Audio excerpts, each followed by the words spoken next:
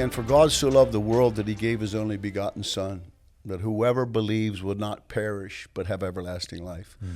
And Pascal had this wager that he said, I wouldn't bet an eternity on the hope the gospel's not true. And I'm here with my friend Rick Fox today. And Rick, you have quite a story. And I asked you a while ago if you grew up in the church, and you said no. Tell me a little bit about your background. I know you're a believer now, but how you got there.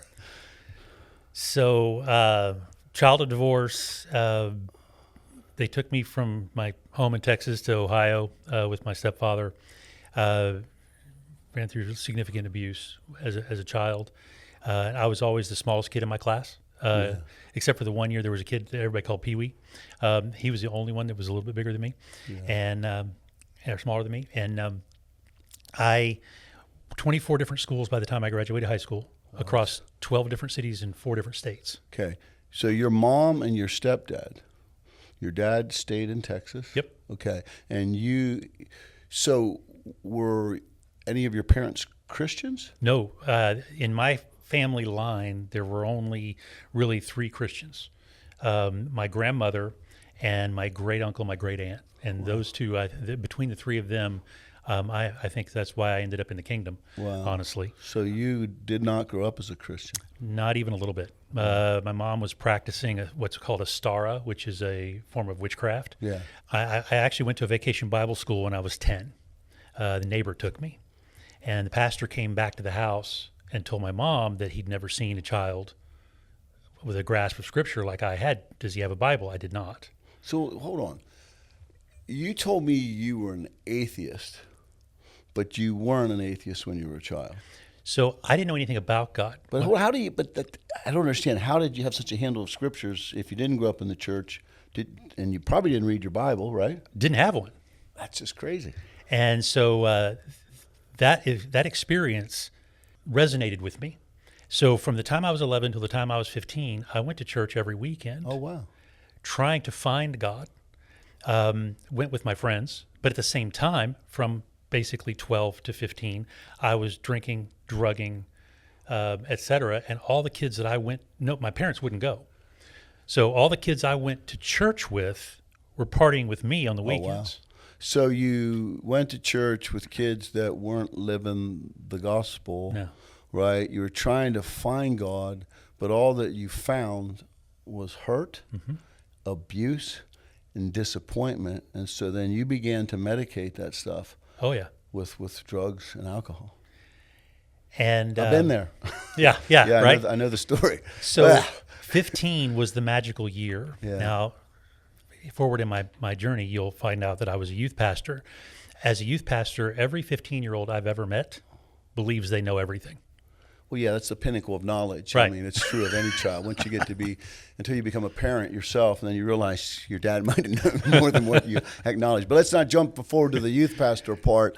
Let's get back to, so you're a high schooler, right? I am. About ready to go into high school, and you are not walking with the Lord. No, not even a little bit. At 15, I was drinking every day, drinking alone. Every day? Every day, drinking alone, drinking hard liquor. Oh, my Lord. I was failing out of high school. And I had 2 people that took interest in me at the school, and so they had me tested. And remember what I said, every 15-year-old thinks they know everything? Right. They had me tested, and my IQ scored high enough that they said, we're going to accelerate you into all accelerated classes. The reason you're failing is because you're bored. And so now I have a piece of paper that says that I know everything. That's 15. dangerous. Oh. I had a 5th grade teacher tell my parents in front of me that Keith is smart, he doesn't have to study, and then all of a sudden I decided I didn't need to study. Well, you can imagine what my education looked like for a couple of years, for sure. Exactly. Yeah. I could regurgitate Oh, my everything on a God. test. Yeah. I didn't have to study. Yeah.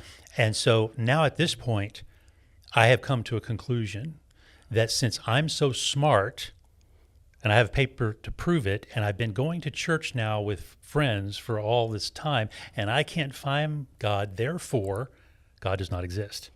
And I became a hardcore atheist at that point. So hardcore atheist. Wow. You know, I always admire the faith of an atheist because they have the mathematical ability to believe that everything came from nothing. It's a joke, obviously. Right. But so when you say hardcore atheist, you're debating Christians for sport. Yes. Yeah. And, Bertrand Russell said, famous atheist, said that if we ever get to the heart of the universe, I believe what we will find is an equation.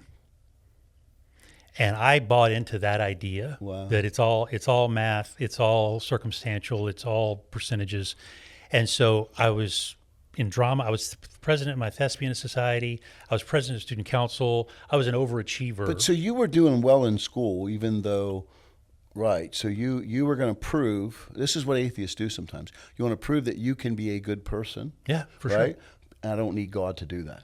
No, God was not part of the equation. If anything, wow. he was an obstacle. Yeah. Or the belief in him was an obstacle because I didn't believe he was real. Right. And so at 15, started this process, went on the debate team at my school. And I'm sorry, I don't mean to laugh. I can just imagine you debating people because I've been around you enough to know how brilliant you are. Wow.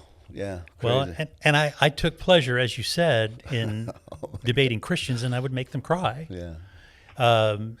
So as we go through this It's a process, shame you didn't run into somebody like Dr. John Lennox from Cambridge. He's phenomenal, by the way.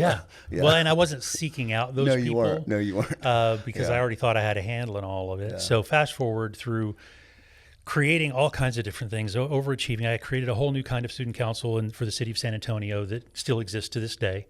And then I get out of high school, graduate high school as one. We did a top 10 most likely to succeed, and I was on that list. I was not on that list. And I got accepted into University of Texas pre-law program, which fit my paradigm. What I wanted to do was I wanted to be a lawyer, not a defense attorney. I wanted to be a prosecutor because that's how you get into politics and that's how you change the world. Right. And so problem is that my parents had enough money to spend it all, and so there was no money, and I couldn't get a Pell Grant. And so life really kind of bottomed out for me when I was 19. Wow. And kind of backing up a little bit, remember I was drinking a lot, so were all my friends. My senior year and then the year after that when I was 19, I had 3 friends die of alcohol poisoning. And I had 3 friends. In high school? In high school. This is, wow. In San Antonio. So sad. And 3 of them died of an overdose. One of them was a girl that I had dated recently and died at a party that I was at that I had just left. So I'm almost crying hearing those stories. I am. As a young man, how did that impact you? I mean, with the God thing at all, was what were you thinking? Do you remember? That if there was a God, he was cruel. Wow.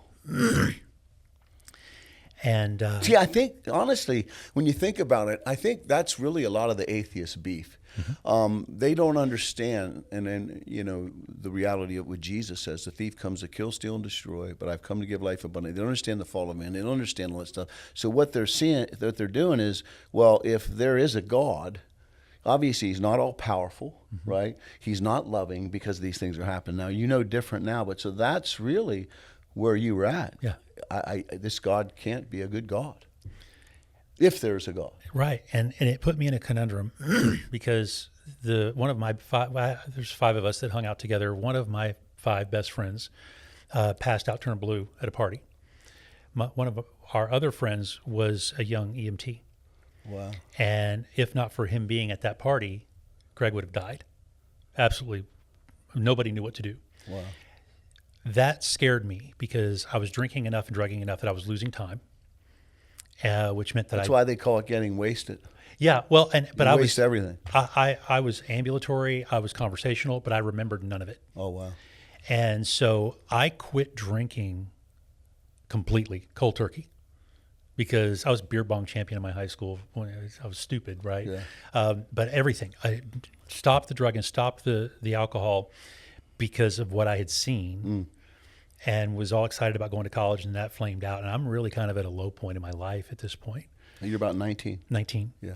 I'm still an atheist, though now I would couch myself as being a secular humanist at this point in my life. So explain what the difference is. And we're going to get to your story because it's incredible. But what you see the difference between an atheist and a secular humanist is. So in your an atheist has a bitter opinion of God. but says he doesn't believe in God. Right. Secular humanist. Secular humanist believes that God is irrelevant. It's irrelevant. That how we got here on this planet was we were colonized or Right. something that didn't have God to do with it. It wasn't that secular humanists weren't angry at God, because they just didn't. They felt like that God was a crutch for those who couldn't handle reality and the truth. Okay, so you're moving away from atheism Mm-hmm. to I don't care anymore whether there's God or not. Right? He's irrelevant in my life. He's irrelevant. Until So your story. I'm leaving. It's 9:30 at night, driving downpouring rain. I have a little Mustang too. For those of you that ever know that vehicle, it's a little wind-up car that's like tinfoil. But anyway, so I'm coming down the hill from the department store, driving rain. It's a T in the road. There's a 3-foot concrete embankment at the T, and I'm sitting at the red light just because I'm going home. I'm tired. Somebody hits me from behind, skidding in the rain. I don't know what's happening, but all I know is I get hit from behind and everything slows down. I see my speedometer jump from 0 at a dead stop to 45 miles an hour. Just from being pushed. From getting hit and the recoil of pushing me forward. Wow. And I didn't see my life flash before my eyes, but I had a certain dread that I was going to die, that this was my last moment. That's, man, an atheist or a secular humanist comes to a hopeless end. Yeah. This is all there is for them. They hope. Right. But we know that's not true. Wow. So you had this dread Yeah. of I'm going to die. And there's nothing I can do about it. Wow. And the helplessness that I felt. And as I started to feel this and we're getting into the intersection, like I said, everything slowed down. All of a sudden, I get an impact on the left side of my car. Another car. T-boned. T-boned. So From you the got side. hit from the rear end, and now you're T-boned. My car slides sideways. All I know is that I hit the windshield with my head, put my head through the windshield basically, and I was unconscious at some point because when I came to, there was a tow truck working on my car and a police officer in the road. And he pulls me out of the car and tries to get a statement from me. And I figured out later that I was concussed. But I start trying to tell him the story as best I remember it because everything happened so fast. Hold on. The cop is pulling you out of the car. What about the other drivers? There were none. Excuse me? There were no other drivers. There was no other vehicles. And as I started to tell him the story, he said, "What happened here?" And I told him, and he said, "Young man, So you're there's no vehicles at the scene? none." And he tells me that I'm a liar. And Hold on. How long was it till the cop got to the accident after? I was out cold Well, for you don't some of know. it, so I don't Okay. really know. Okay. Long enough for somebody to have seen it, And call the cop. call the cops, and so I can't imagine it was more than 15, 20 minutes. Okay. But Wow.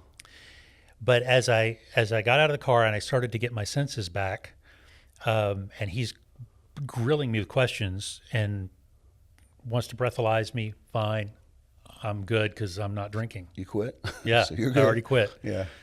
And so as we go through this process and he's questioning me and I tell him what happened, I was sitting there, I got hit, then I got hit again and went that way to the other side. And he said, "You're a liar."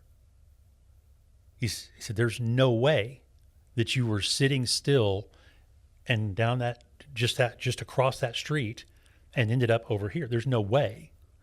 And so he said, "Tell me the truth." And at this point, I finally had recovered enough that I could take in my surroundings. And I said, "Officer, rather than me tell you, why don't you look over here?"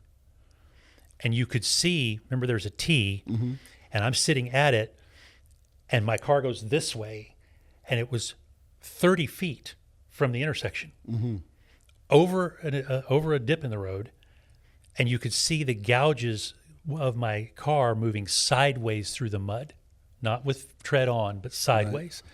When I got the cop to finally look down and see the tracks in the road and my wheels, he broke out into a cold sweat and started jittering. And he said, "That's not possible." I said, "I don't know what to tell you, sir. This is what happened to me." And he got so upset, he scribbled out a citation for improper speed, threw it in my chest. The tow truck had already left, and he jumps in his cruiser and leaves me there in the middle of the road. Wow.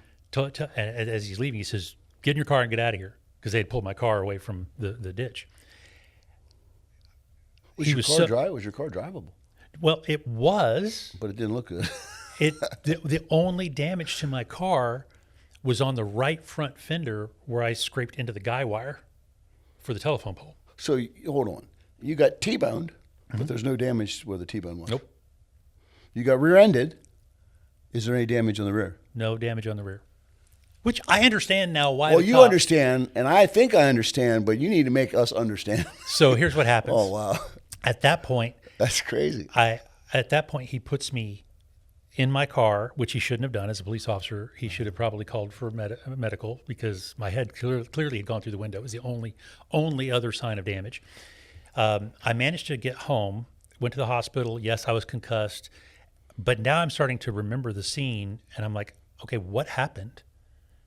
And the only conclusion I could come to, and remember, secular humanist. Come on, I'm following you. Something hit me from behind trying to kill me. And something hit me from on the driver's side to save me. Wow. And both of these things were invisible and left no trace. Wow. Except for the tracks. Interesting. If not for the tracks, I wouldn't have known what to think. Okay. This is such an incredible story. So this impacted you significantly. Oh. So now you know there's something. And so where do we go from here? So I spent the next few months, I was an avid reader, read fast. I spent the next few months devouring religious writings, because whatever this invisible thing was, there was no science I knew that could explain it. Right.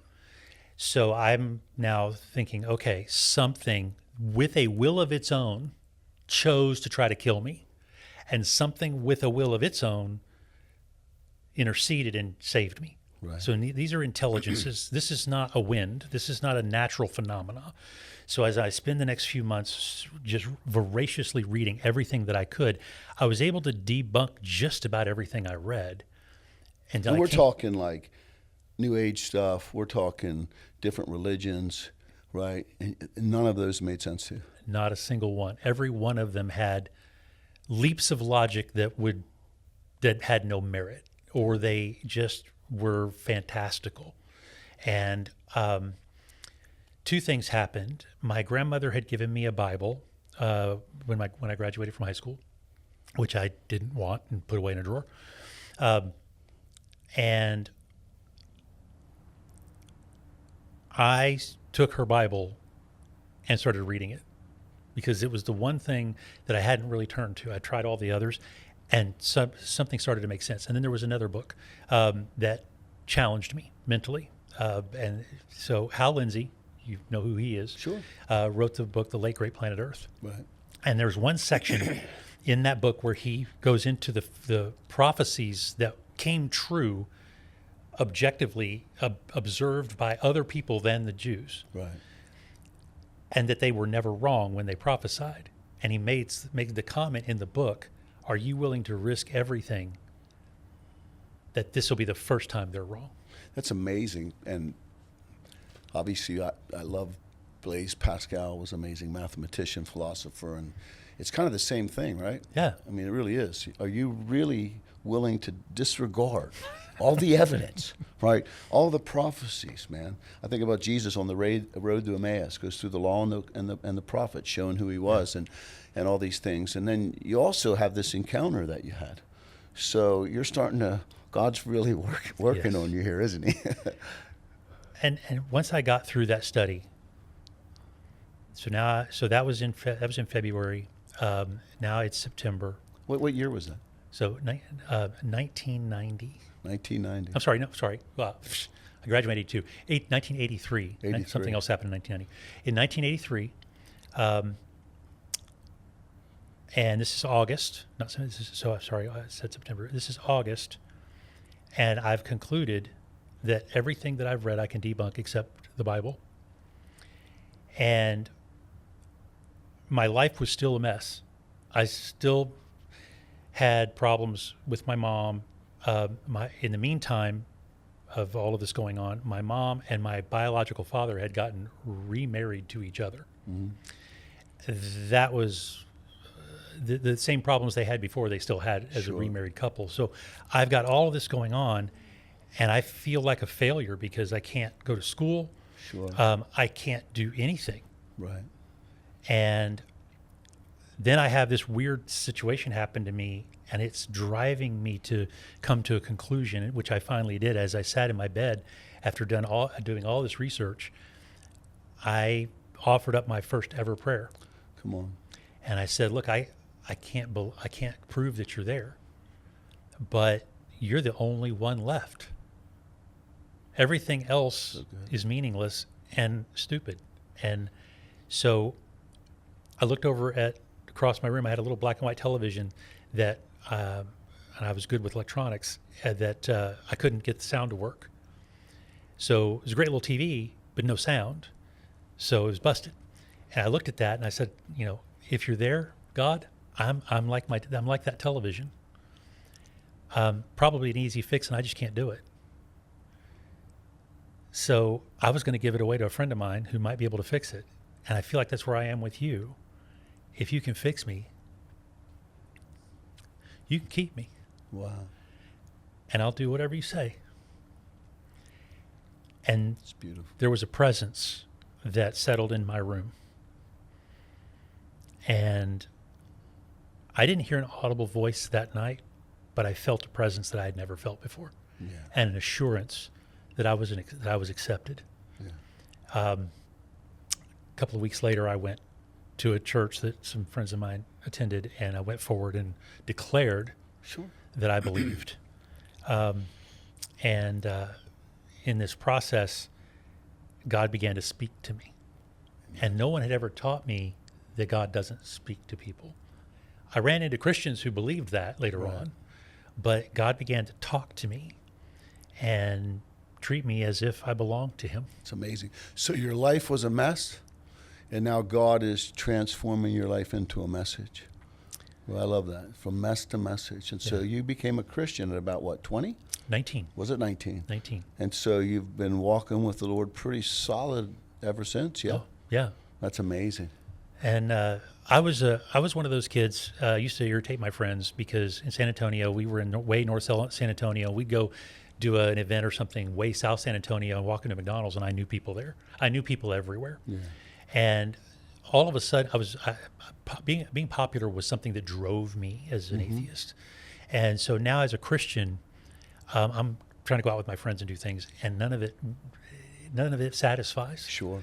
And most of them didn't want to hear my story again because I couldn't stop talking about it. Right. So all of a sudden, I was isolated and alone. Right. For the first time, honestly, since I was a teenager, an early teenager, because I always had people around me. Even though I was lonely in a crowd, I still had a crowd. And now I don't have a crowd, and it's just God.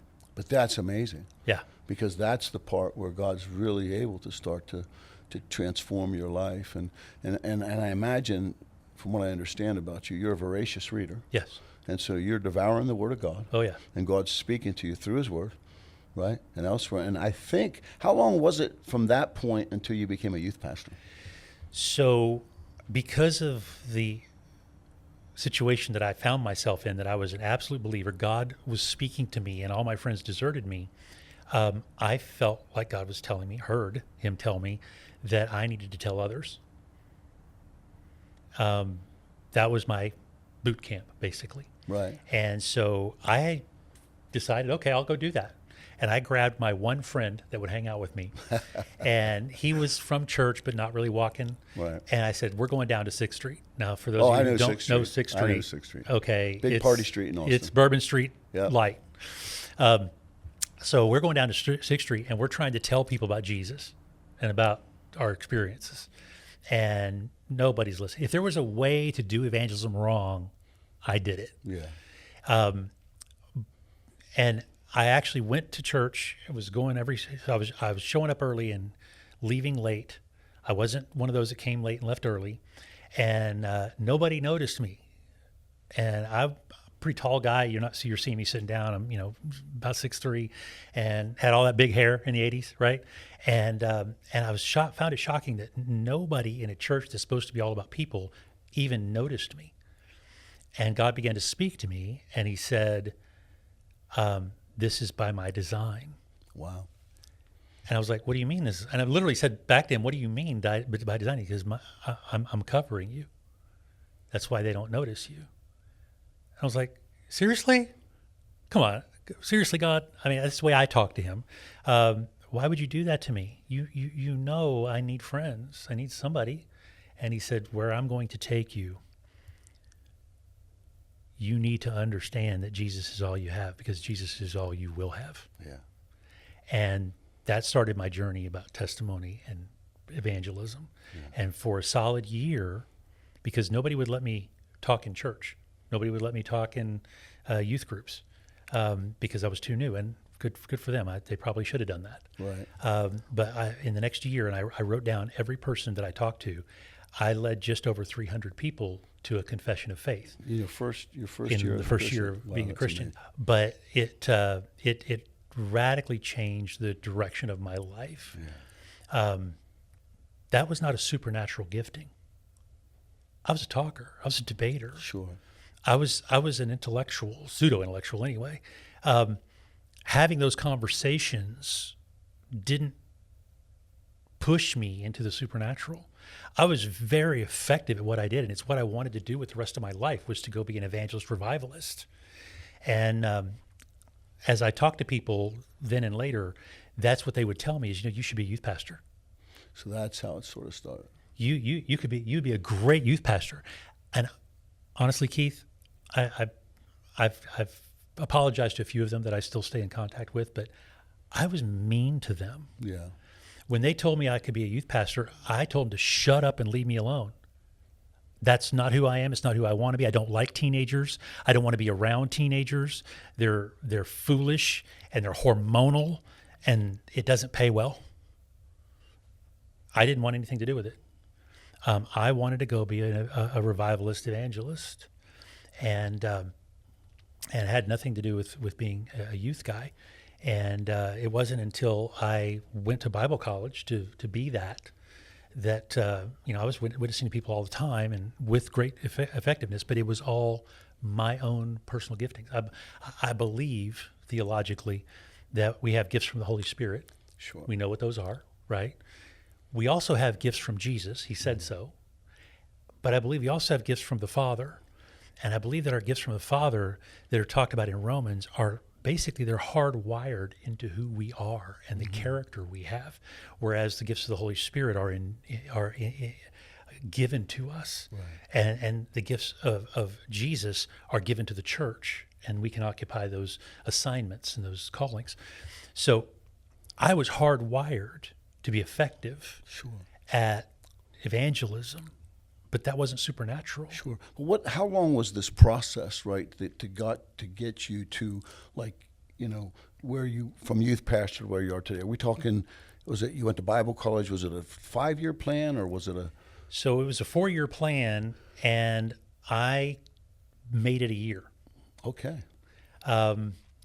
because that first year at Criswell Bible College, shout out, I loved them, struggled with them. So I don't know how to tell the story except to tell the story. Tell the story. Right. So I'm resisting and not being nice about being a youth pastor. And I'm living with 5 guys in the dean's house in North Mesquite.